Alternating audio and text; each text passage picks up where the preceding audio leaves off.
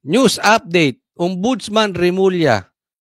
Sabi niya, walang matibay na ebidensya upang kasuhan ng plunder si Romualdez. Yan ang ombudsman natin na gustong mag-live. Tingnan mo, yung ICI, nag-imbestiga ng pasikreto. Umattend si Tambi. Biglang nagkasakit, magpapagamot daw sa ibang bansa. Nagpapaalam, aalis ng ibang bansa. Tapos, ang report ng ICI, ang iimbestigahan, si Jinggoy at si Joel Villanueva, na gusto namang i-live ni Boying na inabsuelto si Tambi. Mas malinaw pa. Mas maliwanag pa sa sikat ng araw yung nangyayari ngayon. Diba? Ngayon ako naniniwala na mastermind talaga to si Tambi. Bakit? Daming pera. Ikaw ang tinuturo. Pero pagdating sa ibabaw, absuelto.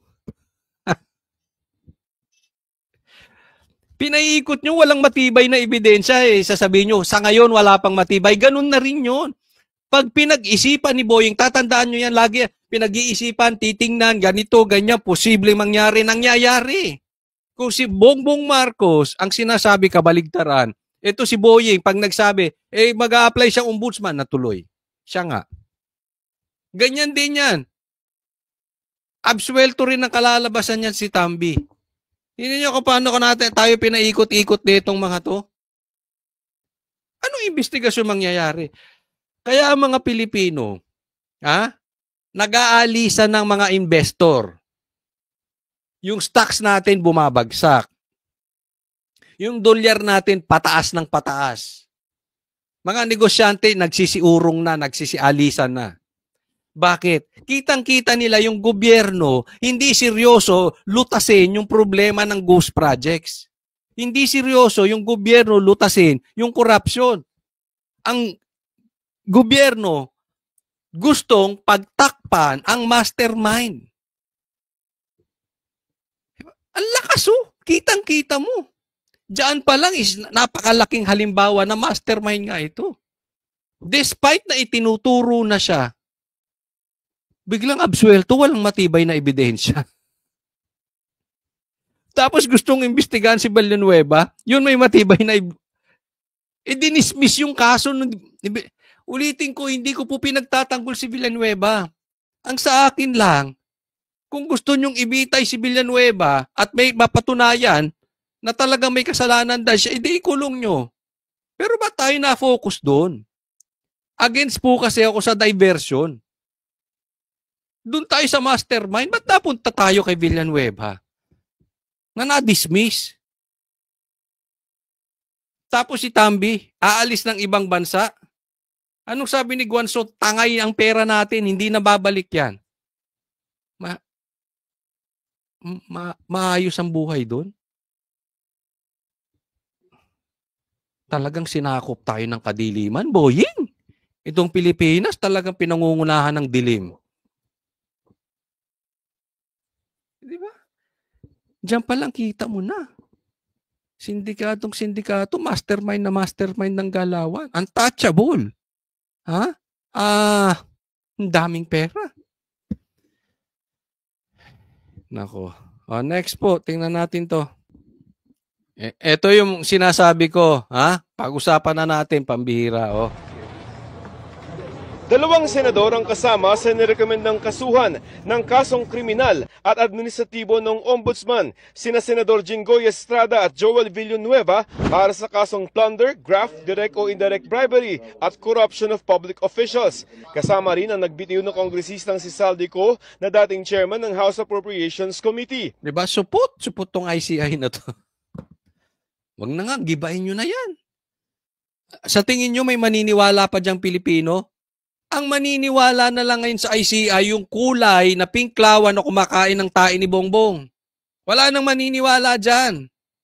Ang alegasyon ng Independent Commission for Infrastructure o ICI, nakipagsabwatan sila sa grupo ni dating DPWH Engineer Henry Alcantara para magbulsa ng pera galing sa national budget gamit ang mga infrastructure projects kasabwat ang mga kontraktor. No one will be spared in this fight against corruption. Politicians... No one will be spared. Tapos si Tambi, wala. Alak ko, pambihira ka. Ayusin mo yung buhay mo, ha? Yung buhok mo, ayusin mo. Ang gulo-gulo mo eh. Ang layo mo na sa... Kasing gulo ng buhok mo. Yung mga statement mo, sir. And government officials will be investigated and charged by credible evidence. Those found responsible will face the consequences and held accountable under the rule of law. Ang mga inirekomendang kaso ng ICI base sa mga testimony. Kulang na lang ay turo ng ICI na mastermind ng Ghost Project, si Banat Bay eh. Pinagmalaki pa yan na naging trabaho nyo. Ghost Projects, corruption, Joel Villanueva in Jinggoy, wow. Niya ni dating Bulacan First District Engineer Henry Alcantara at mga assistant engineer na sina Bryce Hernandez at JP Mendoza tungkol sa mga manumalyang flood control projects sa Bulacan. Ayon sa ICI, kinausap daw ni Estrada si Alcantara at sinabing may 355 million pesos siya na alokasyon para sa mga flood control projects. Sa isang pahayag, sinabi ni Estrada na wala siyang tinanggap na anumang pondong nakalaan para sa flood control projects at kaya daw niya itong patunayan sa hukom. Ito hindi ko pinagtatanggol si Jinggoy ulit ha. Alam niyo to eh, sa matagal lang nanonood sa akin, binabanatan ko to. Okay, patas lang tayo. But this time, kung sakali mang may kalokohan si Jinggoy, kung ikukumpara mo to kay Tambi, bubuwit. Kung gusto nyo paimbestigahan sa ombudsman at pinasa ng ICI sa ombudsman, si Jinggoy, dapat kasama si Tambi. So, ibig sabihin, malinis si Tambi. So, yung pera, minanipula ni Jinggoy. Ginamit si Saldi. Pambira na hindi alam ni Tambi. Ano ba naman yan? Ito, let this be a lesson. Kayong mga nakasandal kay Bongbong Marcos, huwag kayong pakakasiguro dahil traidor yung tao na yan. Naalala nyo, noong may lumabas na video, etong si Bongbong Marcos, patungkol siya ay nagkokok, nagkokokaine. Ang nagtatanggol sa kanya si Jinggoy. So kaya nga binabanatan natin, bakit hindi mo Jinggoy ipalabas yung video? Ba't nyo hinaharang? Parang kumakampi to si Jinggoy kay Bongbong. Ngayon wala oh. Nilaglag ka ni Bongbong. No. Kasi, huwag nyo sabihin, baka naman coach talagang nagnakaw. Hindi, kung nagnakaw yan, di dapat, bakit sinagip niya si Tambi? Si Jinggoy hindi. Kaya kayong mga vloggers ni Bongbong, akala nyo malakas kayo dyan? Akala nyo sandal kayo sa pader? Kung si Sara, trinaydor niyan. Si Chabit, trinaydor niyan. Ito rin si Jinggoy. Labas na labas ang sama ng problema ni Bongbong nung video na yon. Sino sumagip sa kanya? Si Jinggoy. O ngayon, anong nangyayari? Ingat kayo. Baka kala nyo, kaibigan nyo yan si Bongbong.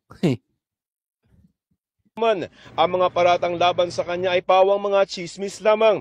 Si Villanueva naman, binigyan daw ng 600 million pesos na halaga ng mga flood control projects sa 25% nito o 150 million ay personal na ibinigay ni Alcantara sa isang peng na nagtatrabaho para kay Villanueva.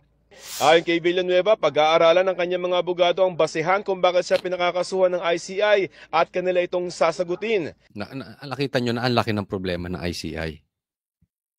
Hindi sila nag-live sa investigasyon nila. Tapos, bigla sila nagkaroon ng resulta. Walang maniniwala dyan. Lalo't lalo na hindi kasama si Tambi. Tapos, paiimbestigahan na ng ombudsman doon live.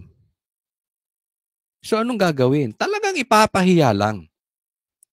At hindi po yun ang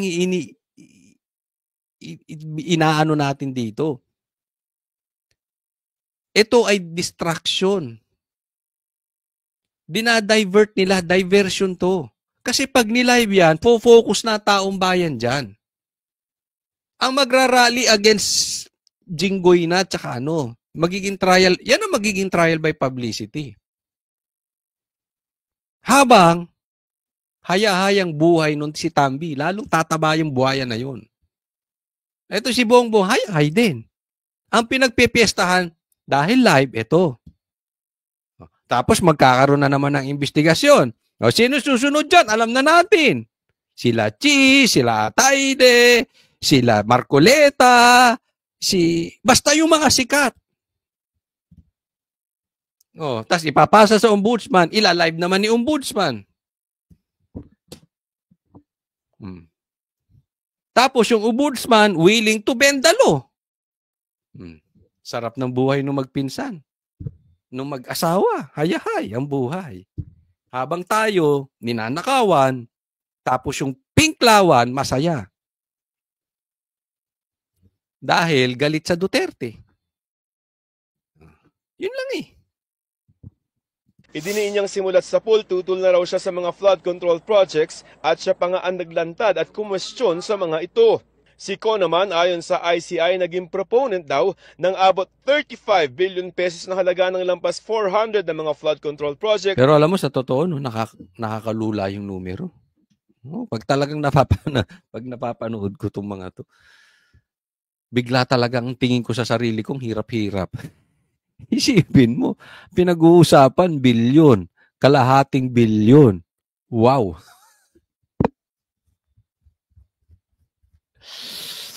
Ay, naku Pilipinas.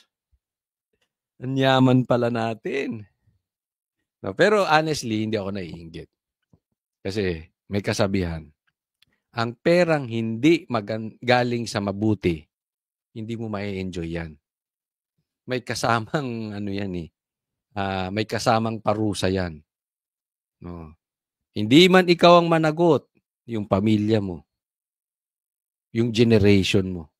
Aanhin mo yung daming pera, yung generation mo. Sira. Diba? Oh. Kaya hindi rin ako naiinggit. Tingnan nyo ano nangyari kay Bongbong. Diba? Sa Bulacan mula 2022 hanggang 2025 galing sa mga inilistang proyekto ni Alcantara. Ayon kay Alcantara, humingi si Ko ng 20% hanggang 25% na binabayaran ng mga contractors ng advance. Hinihingan pa namin ng reaksyon si Ko. Ito